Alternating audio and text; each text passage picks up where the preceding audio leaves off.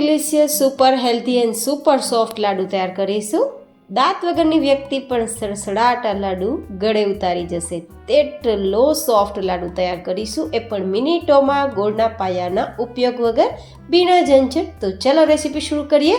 તો જેમના માટે સૌથી પહેલાં આપણે મેજરિંગ કપથી 2 કપ જેટલા તલ લેશું. તમે ઘરમાં રહેલી વાટકીને માપ માટે સેટ કરી પછી બધું જ માપ તેનાથી લઈ શકો છો.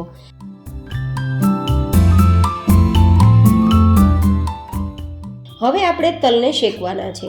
તલને શેકવાથી એકદમ સરસ સુગંધ પણ આવે છે અને સ્વાદ પણ આવે છે. પણ હા, તલ બળી ના જાય તે માટે ગેસની ફ્લેમ ધીમી રાખવી જરૂરી છે અને સતત ચમચો ચલાવવો પણ જરૂરી છે. જેવા તલ શેકાઈ જશે કે તલ ઉડવા લાગશે, તલની શેકાતા સુગંધ પણ આવશે, ત્યારે સમજવાનું તલ શેકાઈ ગયા છે. તલ ખાવાથી આપને ભરપૂર કેલ્શિયમ મળે છે, જે સ્કિન અને વાળ માટે તો બેસ્ટ છે જ, પણ હાડકાને મજબૂત કરવા માટે પણ બેસ્ટ છે. સાથે સાથે શિયાળાની ઠંડીમાં જનરલી શરીરમાં ગરમાળાની જરૂર પડે છે. તો આવી તલ ગોળની કે શીંગ ગોળની વેરાયટીઓ ખાવાથી આપને ગરમાળો પણ મળે છે અને શક્તિઓ પણ મળે છે. કારણ કે આજે આપણે શીંગ અને તલ ગોળના લાડુ તૈયાર કરીશું, એ પણ માખણ જેવા મુલાયમ, જેથી નાનાથી લઈને મોટી ઉંમરની વ્યક્તિ સુધીના કોઈ પણ લોકો ખાઈ શકે અને તેના ફાયદા મેળવી શકે. તલની ચીકી તો આપણે બહુ ખાધી, તલની જુદી જુદી ઘણી બધી વેરાયટીઓ પણ આપણે બનાવતા જ હશું, પણ આ રીતે એકવાર તલ શીંગ ગોળના લાડુ તૈયાર કરજો. ખૂબ જ સોફ્ટ થશે અને ડિલિશિયસ, અને ટેસ્ટમાં તો એટલા સારા કે વાત ના પૂછો. જે લોકોને ગોળનો પાયો બરાબર નથી બનતો કે પછી લાડુ બનાવવામાં તકલીફ થાય છે, તે લોકો પણ આ વેરાયટી તો પરફેક્ટ જ બનાવી શકશે, કારણ કે આમાં કોઈ પણ પ્રકારની ઝંઝટ નથી. તો હવે આ રીતે થોડી વાર આપણે ચલાવ્યું ને તો આપણા તલ એકદમ સરસ શેકાઈ ગયા છે. તો ગેસની ફ્લેમ બંધ કરી તેને નીચે ઉતારી લેશું અને તેને પરફેક્ટ ઠંડા કરીશું. હવે એ ઠંડા થાય ત્યાં સુધીમાં આગળની સામગ્રી જોઈ લઈએ. તો તે છે 2 કપ જેટલા મગફળીના દાણા. મેં આ દાણાને પહેલાં શેકીને રાખ્યા છે અને તેની ફોતરી પણ કાઢેલી છે. આ દાણા એટલા સરસ શેકાયા છે કે ફોતરા પણ બરાબર નીકળી ગયા છે. તેમ છતાં દાણા એકદમ સફેદ છે. જેનું કારણ શું છે, કઈ રીતે તેને શેકવામાં આવે કે દાણા કાચા પણ ના રહે, દાણા ઉપર બિલકુલ કાળા ડાઘ પણ ના થાય અને છાલ પણ નીકળી જાય. જો આ પ્રોસેસ તમારે જોવી હોય તો ઉપર આઈ બટનમાં લિંક આપી છે, તમે જોઈને આ રીતે દાણા શેકી, ફોતરા કાઢી અને આટલા સફેદ દાણા તૈયાર કરી શકો છો. આટલા સફેદ દાણાથી વેરાયટી તૈયાર કરશો ને તો ગોળના ઉપયોગથી વેરાયટી તૈયાર થઈ હોવા છતાં વેરાયટી સફેદ જ બનશે, મતલબ આપણા લાડુ સફેદ જ બનશે. તો આપણે અહીંયા મેજરિંગ કપથી 2 કપ જેટલા દાણાને મિક્સરમાં લઈ લઈશું પાવડર તૈયાર કરવા માટે. મતલબ જે કપથી તલ લીધા છે ને તે જ કપથી 2 કપ જેટલા દાણા. તલ અને દાણાનું માપ સરખું છે. હવે આપણે કોર્સલી ગ્રાઇન્ડ કરવાના છે, એટલે કે અધકચરું પીસવાનું છે. થોડા મોટા ટુકડા રહી જાય તો કંઈ વાંધો નહીં, આવું જ રાખવાનું છે. પણ પેસ્ટ ના બની જાય એ જોજો, કારણ કે દાણામાં તેલ હોય છે ને, તો મિક્સર થોડી વાર પણ ચાલુ રહી જશે ને તો પેસ્ટ થઈ જશે. પણ આ રીતે પાવડર તૈયાર કરવાનો ને થોડો અધકચરો જ રાખવાનો, જેથી ખૂબ જ સ્વાદિષ્ટ આપણા લાડુ તૈયાર થશે. અને પછી તે જ મિક્સર જારમાં આપણે ઠંડા થયેલા તલને લઈ લઈશું. આપણા તલ એકદમ ઠંડા થઈ ગયા છે. તો 2 કપ જેટલા જે તલ આપણે શેક્યા ને તે ઠંડા થઈ ગયા બાદ મિક્સરમાં નહીં, અને તેનો પણ પાવડર કરશું, પણ તે પાવડર પણ અધકચરો જ તૈયાર કરશું.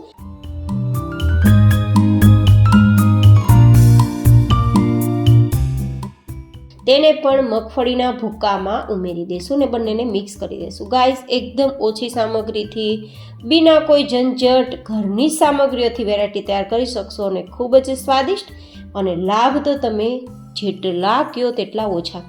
હવે આપણે અહીંયા મીઠાશ ઉમેરવા માટે એક કડાઈમાં 2 ચમચી જેટલું ઘી ગરમ કરીશું. તમે અહીંયા એકદમ ઓછું ઘી ઉપયોગમાં લેવું હોય તો 1 ચમચી લઈ શકો, વધારે ઉપયોગમાં લેવું હોય તો 4-5 ચમચી લઈ શકો. આમાં ઘીનો રેશિયો વધારે ઓછો તમે રાખી શકો છો, કંઈ માપની જરૂર નથી, પણ ગોળ માપ માટે પરફેક્ટ હોવો જોઈએ.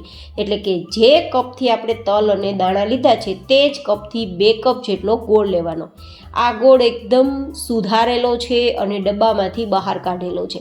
જો તમને પણ ડબ્બામાંથી ગોળ કાઢવો ઝંઝટવાળું કામ લાગે છે અને ગોળ કડક હોવાના કારણે સુધારવામાં પણ ઝંઝટ લાગે છે તો તેની રેસીપી પણ મેં ડિમ્પલ્સ ડિશીસમાં શેર કરી છે. તમે મિનિટોમાં ડબ્બામાંથી ગોળ કાઢી શકો છો અને ઓવન વગર ગોળને આરામથી સુધારી શકો છો. તેની લિંક પણ ઉપર આપેલી છે. હવે આપણે 2 કપ જેટલા ગોળને ધીમા ગેસની ફ્લેમ પર માત્ર ઓગાળવાનો છે. અહીંયા કોઈ પણ પ્રકારનો પાયો નથી કરવાનો, જેથી કોઈ પણ વ્યક્તિ જો પહેલી વાર પણ કિચનમાં આવી હોય અને આ વેરાયટી બનાવવા માંગતા હોય તો પણ તેની વેરાયટી ખરાબ નહીં થાય તે રીતે આપણે તૈયાર કરીશું. ગોળનો પાયો તૈયાર કરવાની વાત આવે ને ત્યારે જ પ્રોબ્લેમ થાય છે, પણ માત્ર ગોળને ઓગાળવાની વાત હોય ત્યારે તો પ્રશ્ન છે જ નહીં.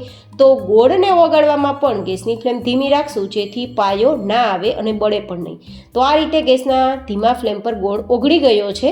તો હવે તેને આપણે જે સિંગનો પાવડર અને તલનો પાવડર છે ને તેમાં મિક્સ કરી દઈશું અને પછી તે બધું જ મિશ્રણ બરાબર મિક્સ કરશું. હવે આપણે આમાં કોઈ પણ પ્રકારની સામગ્રીઓ નથી ઉમેરવાના.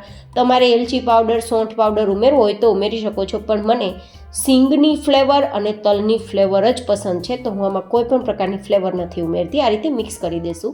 બસ, તો આપણી વેરાયટી તૈયાર થઈ ગઈ છે. હવે તમારી ચોઈસ કે તમારે ટુકડા તૈયાર કરવા કે લાડુ. હું તો ભાઈ લાડુ તૈયાર કરીશ, કારણ કે લાડુ ખાવાની મજા જ કંઈક અલગ છે.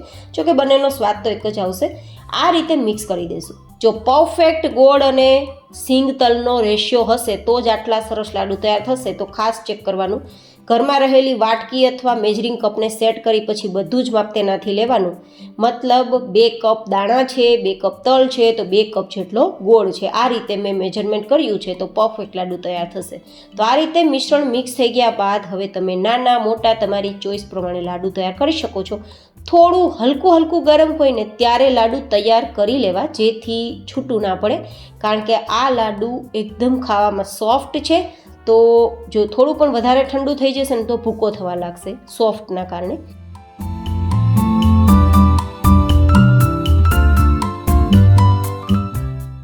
જો મેં તમને એક લાડુ તૈયાર કરીને બતાવ્યો છે, કેટલો શાઇનિંગવાળો છે, જોતાં જ ખાવાનું મન થઈ જાય તેવો, અને ગોળનો ઉપયોગ કર્યો છે છતાં લાડુ એકદમ સફેદ તૈયાર થયો છે. જેનું કારણ છે આપણે દાણાને પરફેક્ટ શેક્યા છે, જેથી દાણા કાળા ના થયા, અને દાણા કાળા ન થયા જેથી આપણે તેનો પાવડર પણ એકદમ સફેદ કરી શક્યા. તો આ રેસીપી તો જરૂરથી જોજો, જે તમને સરળતાથી દાણા શેકવાની રીત, દાણામાંથી ફોતરા કાઢવાની સરળ રીત, ડબ્બામાંથી ગોળને કાઢવાની રીત અને ગોળને માઇક્રોવેવ વગર ફટાફટ સુધારવાની રીત પણ મેં બતાવેલી છે. તો રેસીપી જરૂરથી જોજો. હવે આ રીતે મેં બધા જ લાડુ તૈયાર કરી લીધા છે, અને લાડુ તૈયાર થઈ ગયા બાદ ટેક્સચર જો કેટલું સરસ આવ્યું છે.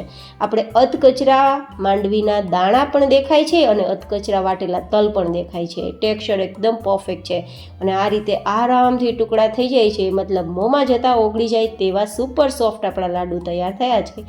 એન્ડ સુપર હેલ્ધી તો છે જ. ફરી મળીશું એક નવી જ એન્ડ હેલ્ધી રેસીપી સાથે. ત્યાં સુધી stay healthy and stay happy.